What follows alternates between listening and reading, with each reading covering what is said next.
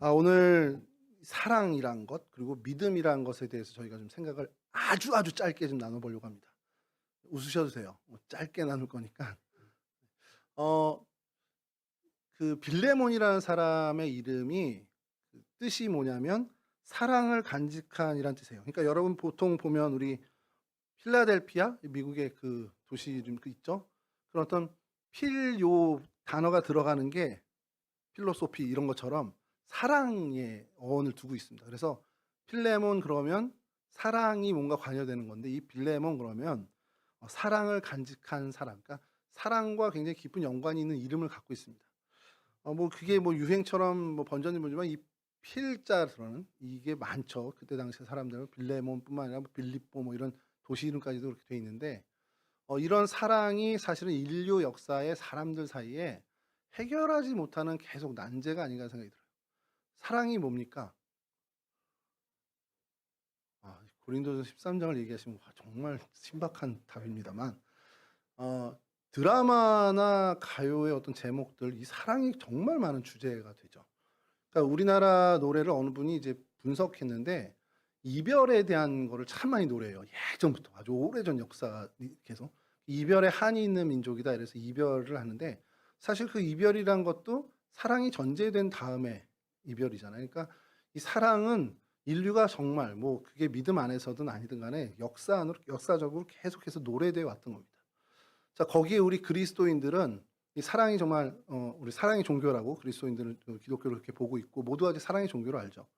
그럼 이 사랑이 있고 또 우리 기독교 신앙에서 이야기할 때 중요한 가치 중에 하나가 믿음입니다.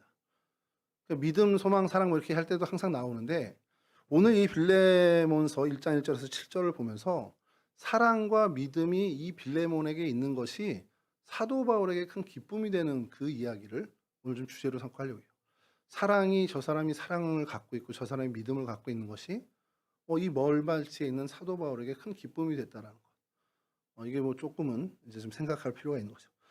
이때 일단 이 빌레몬을 우리가 살피기 전에 한 가지만 이제 짚고 넘어가야 될 것이 이때 당시 시대적인 배경이 여러 개죠. 그 로마 통치 기간이고 팍스 로마라고 해서 어쨌든 이 로마가 전 패권을 쥐고 있었던 시절이란 말이에요. 근데 그 여러 뭐 군사 정치 이런 거 다 빼고 한 가지 여기서 좀 이 빌레몬서에서 좀 도드라지는 제도 하나가 노예 제도입니다. 여러분 노예 제도라는 게 여러분들이 뭐 공부해 왔고 했지만 그땐 노예 제도가 있었어. 미국이 남북 전쟁이 노예 제도 때문에 또 뭐 시작된 건 아니지만 그래도 그게 극렬하게 어떤 불을 지핀 역할을 했다 그래서 노예 제도를 많이 들어봤지만 이게 어떤 건지 잘 모르잖아요. 그러니까 조선 시대의 노예 제도는 또 이때의 노예 제도는 다릅니다. 조선 시대의 노예 제도는 약간 이중적인 것들이 있는 게 그 집에 속한 정말 노비가 있었고요. 보통 이제 머슴이라고 칭하는데 쉽게 얘기해서 일꾼을 사는 거예요. 그래서 뭐 그거를 집까지 들어와서 사는 머슴이 있기도 하고 출퇴근하는 머슴이 있기도 하고. 근데 이 머슴이요. 우리가 그냥 약간 하대하면서 머슴살이 하잖아요. 오늘날 현대인 모두가 다 머슴살이 합니다, 지금. 가업을 하지 않는 사람은 다 머슴살이라는 거예요. 그러니까 조선 시대에 이 논이 우리 집 아빠 거야. 이 어떤 이 가게라든지 이런 어떤 상업이 우리 식구, 우리 가업이야. 그거 아닌 고용된 사람들은 다 머슴이라고 보시면 돼요. 그런 시각으로 보면 현대 사회의 모든 샐러리맨들은 사실 그러니까 정부에서 일하는 공무원, 그때 당시에 관료를 제외한 모든 사기업, 자영업, 그리고 농업 이런 데서 내논이 아닌 뭐 그런 곳에서 하는 사람들 다 머슴이라고 부를 수 있습니다. 이제 산업공상이라고 해서 이제 조선시대에 이렇게 가치를 하는 거죠. 선비가 제일 위고, 그다음에 농업, 그다음에 공업, 그리고 상업. 그러니까 이게 약간 상업이 제일 하대해 봤던 직업이란 말이에요. 그 밑에 이제 뭐 백정이나 이런 건 좀 빼더라도 그러니까 이 상업에 종사하는 사람들이 점포를 열고 거기서 일하는 사람들을 고용한다.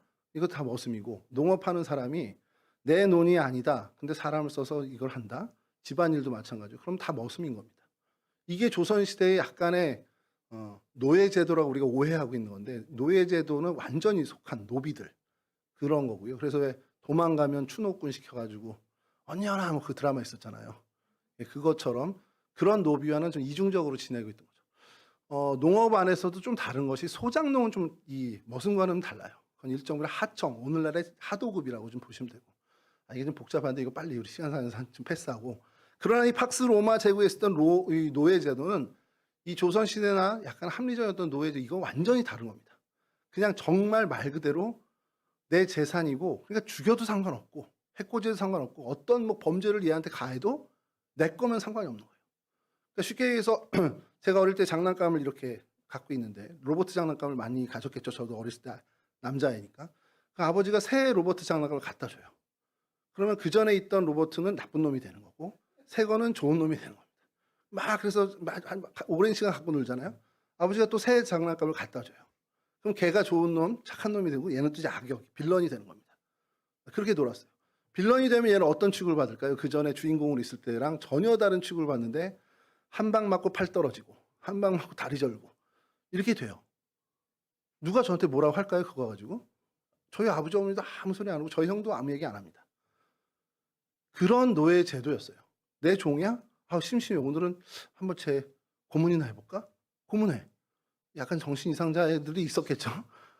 그래도 어떤 법적인 제재 하나도 안 받는 게 이 로마 제국의 노예 제도예요. 사고 파는 건 기본이고요.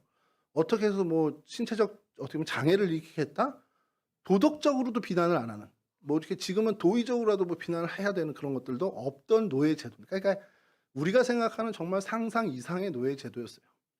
자, 그런 노예 제도가 있었다는 상황을 여러분 좀 잠깐 염두에 두고 오늘 말씀을 좀 같이 나눠보면 이 빌레몬에 대해서 이 바울이 계속해서 얘기를 하는 빌레몬서 전체를 통해서 보면 이 사람이 어쨌든 오늘 본문에 읽은 본문에도 나오지만 사랑과 믿음에 대해서 좀 탁월했던 사람이라는 거예요. 아, 이 사람 사랑이 참 대단해. 이 사람 믿음은 정말 대단한 사람이야. 그런 어떤 평가를 받고 그 소문이 사도 바울에게까지도 이어졌던 거죠. 자, 그럼 여러분 여기서 좀 우리가 오늘 좀 짧게니까 좀 짚고 넘어가는 것. 믿음이 뭐고 사랑이 뭐냐라는 거예요. 여러분이 생각하는 믿음이 뭡니까? 그러니까 우리 활자 그대로 믿음, 그래서 믿는 것, 어떻게 보면 신뢰하는 것 이거지만 기독교에서 얘기하는 이 믿음의 가치는 그것만을 얘기하는 건 아니거든요. 그럼 기독교에서 얘기하는 사랑도 조금은 다르겠죠. 근데 사실은 이게 믿음, 사랑을 구분하는 거지만 우리가 좀 쉽게 설명하면 이 모든 게 큰 사랑의 범위 안에 있는 겁니다. 소망도 마찬가지고요. 그래서 기독교가 사랑의 종교라는 얘기가 나오는 게 아우 뭐 괜찮아 그래서 뭐 정말 뭐 아가페적인 사랑이도 뭐 있고 뭐 이런 것들 있잖아요. 그런 어떤 그 사랑만을 얘기하는 게 아니라 이 사랑의 틀이 굉장히 넓은 거예요, 기독교에서. 그래서 그 사랑이 어떠한 모습에선 믿음의 형태로 우리가 규정하는 모습으로 나오고 어떠한 형태에선 소망이라는 형태로 규정할 수 있는 모습이 나오는 거죠. 그러니까 사실은 이 사랑이 다 포괄하고 있어요. 뭐 헬라어에서 사랑을 얘기하면 되게 여러 가지를 얘기를 합니다. 뭐 아가페 사랑도 있고요. 남녀간의 에로스 사랑도 있고요. 그 필로 뭐죠? 필로소인가? 그러니까 제가 요즘 이렇게 머리가 안 좋아요. 예수님께서 너 나 사랑하니 할 때 아가파오를 계속 물어보다가 그 다음에 나중에 죄송합니다. 이거 나중에 한번 좀 오늘 왜 이러지 오늘 제가 어쨌든 필레아라고 해서 친구 간의 우정 같은 사랑을 규정하는 것도 있습니다. 그러니까 사랑의 종류가 되게 헬라어도 많은데 우리는 좀 그런 게 없죠. 그러니까 이제 언어의 차이는 문화의 차이일 수밖에 없으니까 우리는 그냥 다 이렇게 아끼고 서로 이렇게 하면 그걸 사랑으로 다 포괄하는데 부모의 사랑도 친구 간의 사랑도 남녀의 사랑도 우리는 그냥 다 사랑이라고 표현합니다. 우리나라의 눈이 뭐 한방눈, 뭐 쌀래기 눈, 뭐 여러 개 있잖아요. 근데 그게 10가지가 안 되는 걸로 알고 있는데 에스키모인들은 그게 뭐 수십 가지래요. 눈을 지칭하는 게. 그러니까 뭐 다르니까 더 세세하게 됐겠죠. 헬라 사람들도 이제 철학에 그러니까 오랫동안 이제 헬라 그리스 철학이 발달하다 보니까 사랑에 대해서 여러 형태를 구별하는 겁니다. 네, 맞습니다. 아가페, 그다음에 필레오, 그다음에 에로스 이렇게 되죠. 그러니까 그런 어떤 것처럼 이 사랑이라는 것이 이 기독교 가치 안에서도 이 신앙 안에서도 사랑이 여러 형태로 등장하는데 믿음의 형태로 특별히 드러나는 사랑을 우리가 믿음이라고 보통 이야기해요. 그러니까 이게 본질적으로는 사랑에 다 가까운 한데 어우러질 수 있는 개념이라는 거죠. 그러니까 믿음 그러면 특별히 하나님에 대한 사랑을 우리 믿음이라고 얘기하는 거예요. 그렇게 생각하면 쉽습니다. 하나님을 정말 열렬히 사랑한다? 하나님 사랑한다라는 표현도 되지만 저 사람 믿음이 정말 좋구나. 이게 우리의 믿음이구나. 이렇게 얘기할 수 있고요. 또 하나 오늘 여기서 빌레몬에서 특별히 나온 것들이 사랑을 지칭할 때 이웃에 대한 사랑을 사랑으로 좀 한정 짓고 있습니다. 그러니까 이 두 사랑이 넘치는 사람이에요. 이 사람이 하나님에 대해서도 이웃에 대해서도 사랑이 넘치는데 하나님에 대한 사랑을 믿음이라고 지칭하고 이웃에 대한 그 사랑과 애정을 그냥 사랑이라고 이제 지칭했다고 보시면 됩니다. 그러면 여러분 하나님에 대한 사랑이 도대체 뭐냐는 거예요. 하나님에 대한 사랑. 그냥 정말 하나님 나 너무 좋아요. 물론 이제 다 포함되는 건데 그 하나님에 대한 사랑은 결국엔 믿음의 형태라고 나왔다는 건 뭐냐면 하나님에 대한 철저한 신뢰라는 거예요. 하나님에 대한 철저한 조금의 의심도 없는 철저한 신뢰 이게 하나님에 대한 사랑이고 그걸 우리가 그래서 특별히 믿음이라고 부른다는 거죠. 너 하나님 믿니? 너 예수님 믿니? 이 말에는 너 정말 모든 것 하나님께 맡기고 그를 신뢰할 수 있는 거야. 내 생명까지도 맡길 만한 신뢰가 있어? 여러분들의 미래에 몇 년 남았습니까? 아무도 모르죠. 저도 몇 년 남은지 모르는데 그 미래를 하나님한테 맡길 수 있냐는 거예요. 맡긴다는 건 뭐냐면 내가 대비 안 해도 돼. 나 정말 팔짱 끼고 아무것도 안 할래. 이 정도로 신뢰할 수 있냐라는 거죠. 우리 그렇게 해야 된다고 하지만 사실 못 하잖아요. 저도 못 해요. 우리 미래를 위해서 적금도 들어야 되고 미래를 위해서 뭐 투자도 해야 되고 대비를 해야 되고 이런 것들이 있단 말이죠. 그러한 그 하나님에 대한 철저한 신뢰, 하나님에 대한 의탁이 탁월했던 사람을 이 빌레몬으로 보고 있는 겁니다. 성경에서. 그리고 두 번째로 주변의 사람들에 대한 애정, 사랑, 그러니까 긍휼을 베풀고 관용을 베푸는 그 모든 형태겠죠. 그것에 탁월했는데 그 이웃에 대한 사랑은 어디서 출발합니까? 여러분 잠깐 좌우를 좀 돌아보죠. 옆에. 소중해요? 우리 미녀 삼총사 오늘 다 아픈 것 같은데 어제 재하 선생님 이제 유치부 선생님으로서 우리 전재하를 영상을 어느 분이 보내주셨는데 뭐 어느 분이겠습니까? 교장 선생님이지. 처음 볼 때 재하 선생님인 줄 모르고 이렇게 열정이 이렇게 넘쳐나는 좋은 표현으로 이렇게 열정이 넘쳐나는 선생님이 있었어. 그러니까 좀 나쁘게 표현하면 우리 교회 이런 또라이가 있었어 뭐 이런 정도로 정말 막 발산하는 거예요. 그래서 누구죠 그랬는데 가만히 보니까 재하 선생님. 딱 드는 생각, 그 다음에 드는 생각 뭐게요? 병 낫겠다. 적중했습니다. 오늘 아침에 일찍 못 일어나셔서 교사교회에 못 오셨거든요. 미녀 삼촌 셋이 나란히 못 오셨어요. 어쨌든 여러분 이러한 모든 옆에 사람들 보시면 어때요? 사랑스러워요? 저는 여러분들이 굉장히 사랑스럽습니다. 그 사랑의 기인이 어디서 오는 거냐는 거예요. 그냥 쟤는 예쁘고 저 연예인은 뭐 노래를 잘해서 제가 제일 이해 못하는 것 전에도 한번 말씀드렸지만 B2B에서 세븐틴으로 갈아탄 저희 딸의 그 팬심을 전 이해를 못하거든요. 근데 이제 그거를 역으로 저한테 야구단 이제 바꾸는 걸로 생각하니까 그것도 조금 이해가 요즘은 되고 있는데 제가 SK 와이번즈 좋아하다가 지금 하나 이글스 팬이 됐어요. 그러니까 그것도 사실은 어떻게 보면은 좀 옮겨가는 게 이해가 안 되는데 그런 걸 제외하고 여러분들 이 사랑스러움이 어디서 오냐? 근데 그 근원을 기독교에서는 뭐라 그러냐면 하나님으로부터 온다고 봅니다. 그 이유가 뭐냐면 하나님이 여러분 각자 사랑하시죠. 인정하기 싫겠지만 하나님이 저 사랑하십니다. 근데 여러분들이 하나님을 사랑해요. 하나님을 사랑하다 보니 하나님의 마음을 여러분들이 이해하게 되고 하나님이 좋아하는 것, 하나님이 싫어하는 것 나도 좋아하게 되고 나도 싫어하게 되는 거예요. 그러니 내가 정말 하나님에 대한 사랑, 소위 우리 믿음이라고 정의할 수 있는 믿음이 점점 자라나고 하나님에 대한 신뢰가 계속 커지고 하나님과 그 깊은 교제를 나누게 되면 하나님의 마음이 우리 가운데 품어지게 되고 그럼 하나님이 사랑하는 것 나도 이유를 몰라 그냥 사랑스러워지는 겁니다. 하나님이 너무 싫어해 나도 이유 몰라 그냥 내가 거부하게 되는 거예요. 여러분 각자 옆에 봤을 때 이 친구 참 좋아 그러면 내 안에서 뭔가가 개발되고 새로워지고 해서 뭐 저 친구가 나한테 잘해줬기 때문에 그것도 조금은 있겠지만 근본적으로 하나님이 이 친구를 아끼는 그 사랑하는 마음이 내게 품어지고 내게 전달됐다는 거예요. 그래서 내가 그를 사랑하게 되는 거죠. 제가 세준 형제를 왜 사랑할 이유가 뭐가 있겠습니까? 세준 형 정말 세상의 기준으로만 보면 세준 형제를 보면 미워할 이유도 없지만 사랑할 이유도 없어요. 뭐 저한테 뭐 커피 한 잔을 사주기를 해요. 설교한다고 물을 떠다 주기를 해요. 그냥 아무것도 안 해도 되는데 근데 좋아요. 그냥 저렇게 뛰어다니는 거 저렇게 앞에서 찬양하면서 보소서 주님 하는데 이제 에러 나는 것도 그냥 좋아요. 그냥 좋은 거예요. 왜 좋을까요? 하나님이 세준 형제를 사랑하는데 그 마음이 저에게도 옮겨진 거라는 겁니다. 저는 이게 굉장히 중요한 우리에게 주는 메시지인 게 그럼 하나님의 마음이 내게 이렇게 옮겨지는 것. 우리가 언제 어느 스타트를 끊고 뭐 컴퓨터에서 클릭해서 복사하기처럼 딱 옮겨지는 게 아니잖아요. 그냥 자연히 요즘 뭐 표현을 많이 방송에서 나오는데 스며드는 것 같은.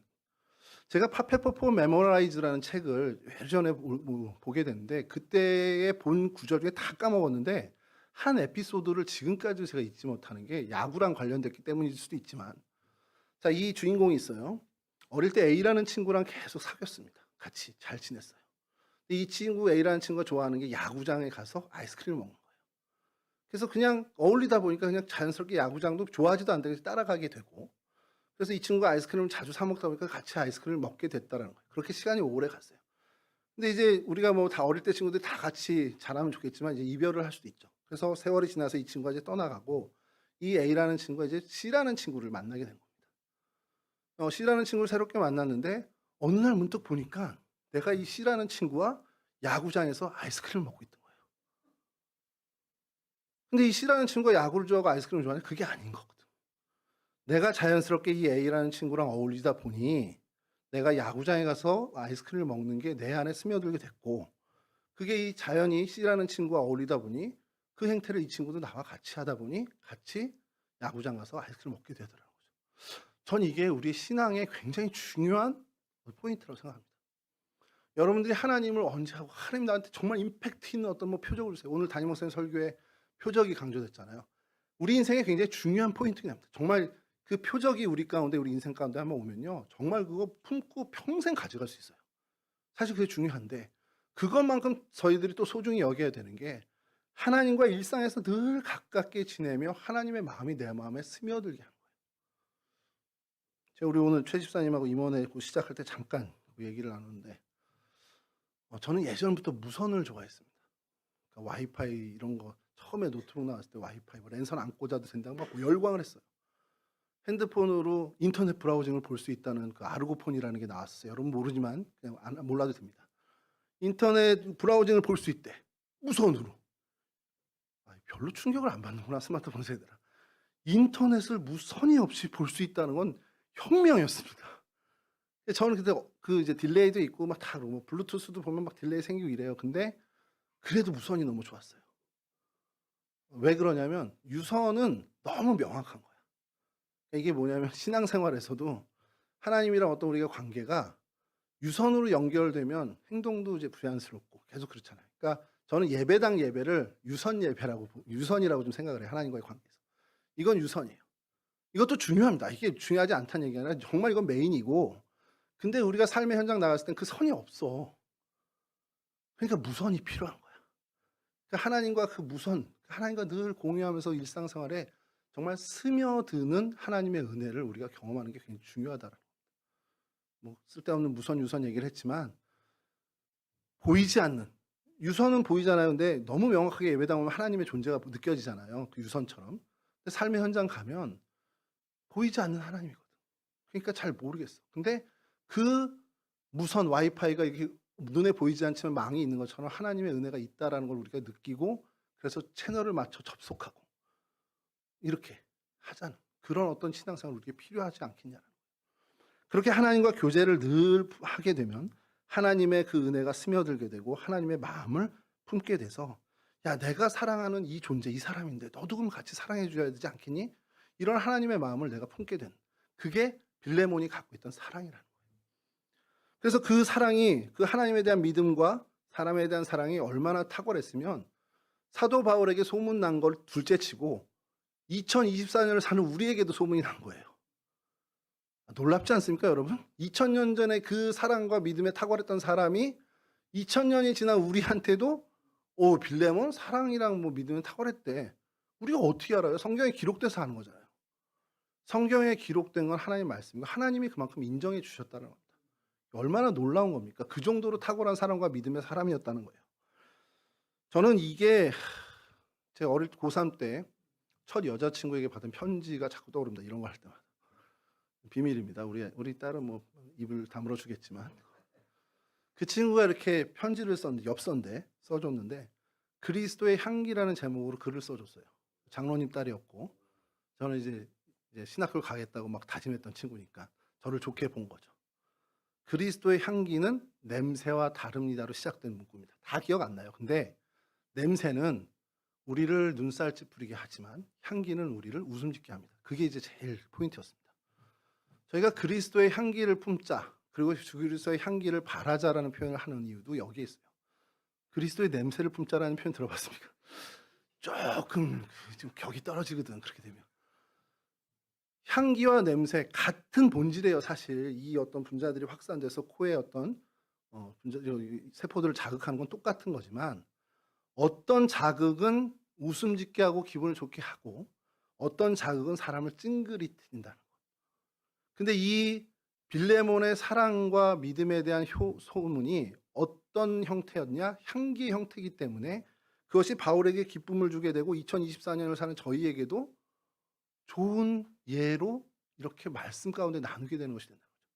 그게 어떤 냄새 형태였다면 그때 당시 사람들의 경험을 받고 끝났겠죠. 예수 그리스도를 향한 사랑과 믿음은 향기여야 된다는 거예요. 여러분들의 사랑과 믿음의 형태가 여러분 주변 사람들에게 눈살 찌푸려지는 것이 아니라 여러분 주변 사람들에게 칭찬이 되고 마음에 기쁨을 주는 것. 무엇보다도 하나님께, 그리고 여러분들을 사랑하는 우리 교회의 선생님이라든지 스승이라든지 선배들에게, 동료들에게 참 좋은 모습이 되어야 한다는 거예요. 이게 빌레몬이 가졌던 놀라운 장점입니다. 자, 그런 믿음과 사랑에 이 사람이 살아가는 많은 에피소드들이 있을 거 아니에요. 그리고 그 소문을 이 사도 바울도 들었을 거고 하나님도 듣고 기뻐하셨는데, 성경에 그러면 이 사람의 어떤 그 사랑과 믿음으로 어떻게 살았는지를 좀 하나는 보여줘야 되잖아요.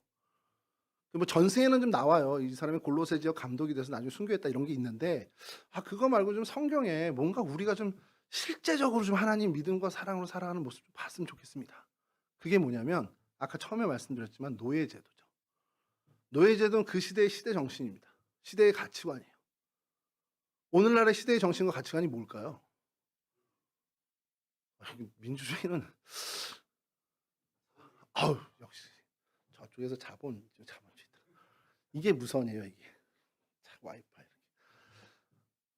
여러분, 오늘날 사실 두려운 것 중에 하나가 모든 가치의 척도의 첫 번째가 물질이 됐다는 거예요.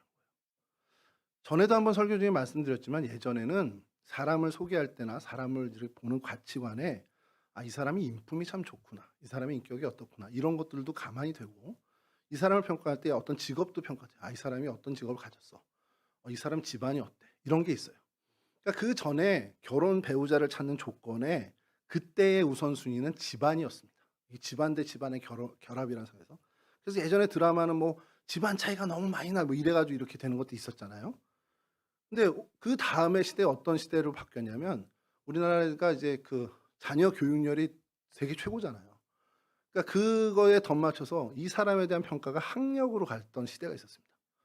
저 사람 어디 학교 나왔대, 저 사람 뭐래, 이런 게 그 사람의 가치를 재는 척도가 되던 시절이 있습니다. 근데 그것도 이제는 지나갔어요. 오늘날의 그 결혼 중개 회사라고 해야 되나요?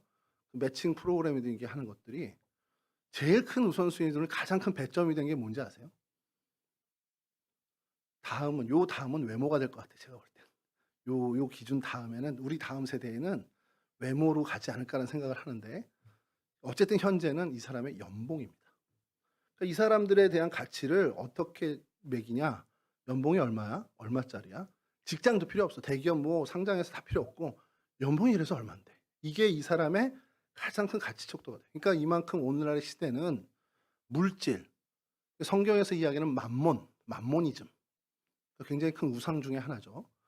그 만몬의 어떤 그 물질의 기준이 오늘날 세상의 가치 척도가 된 시대라는 겁니다. 팍스 로마 시절의 노예 제도가 그 사회에 굉장히 근간을 이루는 한 틀, 시대의 정신이었고요. 그러니까 이 노예를 많이 확보하기 위해서 전쟁을 치르는 거예요. 그래서 가서 때려잡고 포로로 데려가서 노예로 팔고, 이게 굉장히 중요한 겁니다. 이게 재산이니까. 오늘날에는 코인을 하든 뭘 하든 가상화폐는 다 상관없이 돈을 많이 벌 수 있는 거라면 다 아는데, 심지어 사기를 쳐서라도 내가 돈을 벌 수 있다? 그럼 그게 높은 가치가 돼버린 시대를 살고 있다는 거예요. 저희 때만 해도 그랬지만 여러분 시대는 더 할 겁니다. 어느 학교 나와서 아무 중요하지 않아요. 어느 직업 좀 중요했지만 그 직업의 기준이 돈을 많은 직업인가 아닌가가 중요한 거예요. 의미 있는 직업이다, 가치 있는 직업이다, 사회를 유익하게 하는 직업이다, 그거 상관없이 연봉이 얼만데 이게 중요한 직업. 그 직업이 없어도 내가 임대업으로 내가 하는 투자로 돈을 많이 벌면 그 사람은 능력 있는 사람이 되고 어디 높은 가치의 사람이 되는 시대를 살고 있다는 겁니다. 자, 근데 이 빌레몬은 자기가 갖고 있던 오네시모라는 종이 있었어요. 그 종에 대해서 그리스도의 사랑과 관용으로 그를 자유롭게 놓아주고 그를 책망하지 않는 모습을 보여줍니다. 주변에서 다 그랬겠죠. 말도 안 되는 짓 한다. 너 야 그거 일벌백계를 해야지. 그거 놔두면 너 다른 종들도 다 영향받는다? 네, 도망갔거든요. 그래서 추노꾼을 잡아야 되는데 그러지 않고 사도 바울의 권면을 듣고서 용서해주고 자유인으로 만들어줘요. 그리고 그리스도 안에서 형제로 여깁니다. 노예인데. 그러니까 이게 여러분들에겐 별거 아닌 것 같지만 그때는 센세이션, 신문 일면 기사에 날 만한 일이라는 거예요. 그러니 주변에 얼마나 많은 기성의 가치관과 세상의 논리로 사는 사람들에겐 불편한 일이 되겠습니까? 자, 근데 그걸 역행했어요. 왜? 탁월한 믿음과 탁월한 사랑으로 살다 보니 그건 거치는 일, 하나님 뜻에 거치는 일이 되더라고요. 용기를 냅니다. 믿음의 용기를 내서 과감하게 시대를 역행했어요. 자, 그랬더니 바울에게 기쁨을 줬을 뿐만 아니라 하나님이 큰 기쁨을 얻으셨고, 봐라, 사랑의 사람은 믿음의 사람은 이렇게 살아야 돼라고 성경에 남기셔서 2000년이 지난 우리에게도 이렇게 살아야 돼라고 하나님은 그를 하나님의 광고판으로 쓰고 계시다는 거예요. 그럼 오늘 우리가 그 빌레몬의 이 같은 사랑과 믿음의 정말 어떻게 보면 대표적인 어떤 그의 삶의 한 에피소드를 보고 들으면서 우리는 어떻게 해야 되겠냐는 거죠. 첫 번째는 우리도 시대 역행해야지 이런 생각을 하겠지만 중요한 첫 스텝은 물론 목적은 시대를 역행하는 시대의 가치관에 편승하지 않는 사람이 돼야 되는 게 중요한데 그러기 위해 첫 번째 첫 스텝은 하나님과의 교제를 긴밀히 하는 것뿐입니다. 하나님의 마음이 내 안에 스며들도록 그러니까 정말 하나님의 마음을 품는 사람. 그래서 믿음과 사랑에 탁월한 사람이 되기 위해선 하나님과 깊은 교제 그거밖에 없어요. 유선으로 와서 하는 게 좋죠. 이 예배당 예배, 유선 예배, 유선이라고 생각하면 이거 정말 확실하죠. 확실한 접촉이 되잖아요. 어쨌든 뭐 500메가급 뭐 1기가급으로 되겠지만 근데 이 유선 환경이 아닌 세상의 내 삶의 지경에서도 와이파이 정말 그 한 칸이 뜨는 거라도 하나님 잡고서 하나님과 계속 접속을 이루고 교제를 하는 삶을 우리가 노력해야 된다는 겁니다. 하나님과 가까이 하는 삶의 첫 번째는 뭐겠습니까? 말씀을 가까이 하는 거죠. 하나님 말씀을 늘 묵상. 우리 다 성경책 맨날 피라는 게 아니라 내가 찬양을 듣고 말씀을 듣고 서로 어떤 좋은 선한 권면을 하면서 하나님에 대한 생각을 늘 하고 사는 거죠.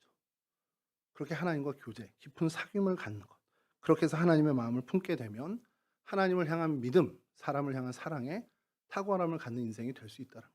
그러면 그 사람은 이 시대의 가치관이 아무리 여기가 맞다, 여기가 맞는 정상이야, 이게 정답이야라고 외쳐도 하나님의 마음이 가는 대로 살게 됩니다. 그게 시대의 역행으로 보이겠죠. 여러분들을 향해서 그럼 여러분 믿지 않는 사람들은 그렇게 볼 거예요. 빌레몬의 주변 사람들이 빌레몬에게 얘기한 것처럼 야, 너 왜 그렇게 살아? 왜 손해보면서 살아? 이럴 겁니다. 여러분 그렇게 살고 있잖아요. 못 느끼죠? 하나만 얘기할게요. 우리 호은쌤, 예림쌤 1박 2일 갔다 왔잖아요. 제가 봤을 때 너무 안쓰러운 거예요. 제가 만약에 믿지 않는 사람이고 믿지 않는 부모라면 너 여기서 왜 이러고 있어? 너 지금 뭐 하는 짓이야? 이럴 거예요. 그만큼 고생을 합니다. 제가 어제도 얘기하고 오늘도 선생님한테 얘기했지만 뭐 될 수도 없겠지만 제가 초등학교 교사 되면 저는 한 1년도 못하고 사임을 했을 것 같아요. 상상해도 싫어. 우리 애들도 그 시절에 지날 때 힘들었어. 근데 그 아이들을 다 컵에다 닭강정해서 먹이고 이러면서 여러분 믿지 않는 친구들이 여러분들의 그런 모습을 본다면 뭐라고 그러겠어요? 야, 너 왜 손해보면서 뭐가 나와? 뭐 월급 줘? 안 그러겠어요? 근데 여러분들 그거 못 느끼고 살잖아요. 못 느끼고 그냥 하잖아요.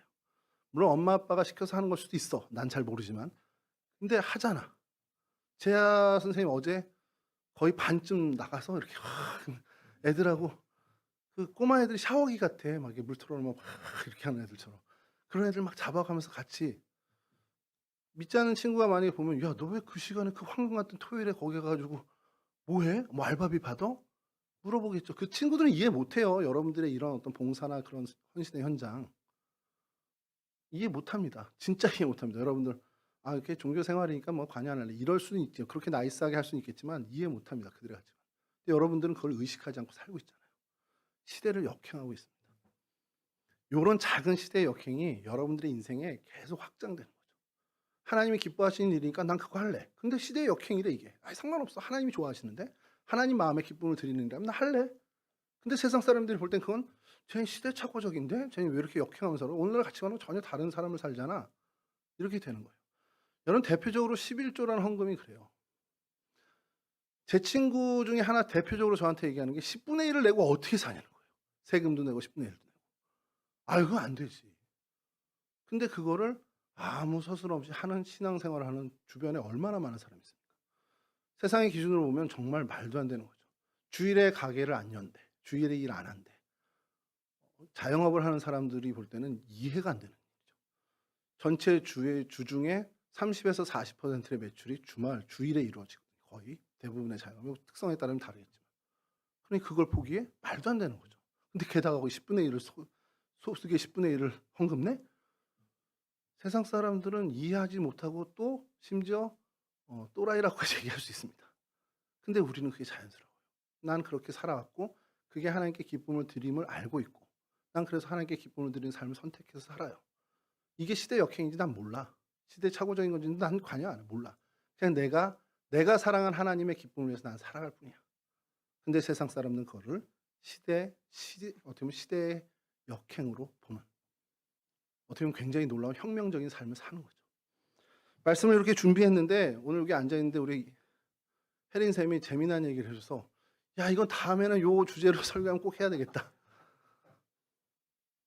오른쪽 뺨을 때리면 왼편 뺨을 내놓으라는 주님의 그 수용성에 대한 이야기를 하나님이 하셨는데 그 얘기를 이제 직장 이제 언제 누구랑 얘기를 하느니 그거 거의 뭐 광기 아니에요 이렇게 얘기를 했대. 때렸더니 더 때려봐. 근데 그게 저 지금 방금 전에 되게 충격을 받은 거예요. 그래 세상 사람들은 우리를 그렇게 광기 있는 사람을 봐도 상관없어. 그게 하나님의 마음에 합족함을 드리고 하나님께 기쁨이 된다면 세상 사람이 또라이라고 하면 어때요? 쟤 약간 광기 있는데 이렇게 해서 상관없잖아요. 오른뺨 맞고 왼편 내밀 수 있는. 그건 정말 상식적이지 않죠. 그런 삶으로 이게 하나님께 기쁨을 드린대 그러면 과감하게 할 수 있는 믿음의 용기를 가졌으면 좋겠다는 겁니다. 저는 우리 동성교회 청년부들이 우리 적게 모여서 우리 예배를 이렇게 좀 어떻게 보면은 좀 멋지게 예배를 드리고 찬양 확 빵빵하게 해서 마커스 예배처럼 이렇게는 아니더라도 이 작은 시간을 통해서도 우리가 하나님을 기억하고 그럼 이게 여러분들의 인생 가운데 조금씩 좀 쌓여서 내가 하나님을 생각하는 것에 좋은 훈련이 됐으면 좋겠어요. 이 예배로 다 되지는 않을 거예요, 분명히. 근데 이게 여러분들의 일상에서 한두 번쯤은 내가 하나님을 기억하고 좀 하나님과 같이 해야지 라는 그 동기부여가 된다면 참 좋겠다는 겁니다. 여러분들이 섬기는 유치부든 유초등부든 중고등부든 그 수련회를 통해서 내가 잊고 있던 하나님을 좀 다시 한번 생각하게 됐네. 이런 일만 돼도 저는 수련회는 성공이라고 봅니다. 여러분은 이 예배도 마찬가지죠. 내가 한 주간 동안 하나님에 대한 생각이 좀 약해졌네. 예배를 통해서 이 화려하지 않은 예배라도 내가 한 주간 하나님 다시 한번 생각해야 되겠다. 그런 각오와 결단이 생긴다면 이 예배는 저는 우리의 성공적인 예배가 된다는 겁니다. 그렇지 하나님과 깊은 교제, 또 하나님과 늘 끊이지 않는 사귐을 이루어서 여러분들 믿음과 사랑의 탁월함을 갖는 빌레몬과 같이 하나님으로부터 칭찬받고 세상 사람으로부터 칭찬받고 또 후대에 남겨질 만한 믿음과 사랑의 그 놀라운 거장까지는 아니더라도 여러분들의 그 믿음과 사랑이 정말 하나님께 정말 하나님을 웃음짓게 하는 하나님께 기쁨을 드리는 그런 인생으로 살아가기를 정말 간절히 축원합니다. 우리 찬양하시고요.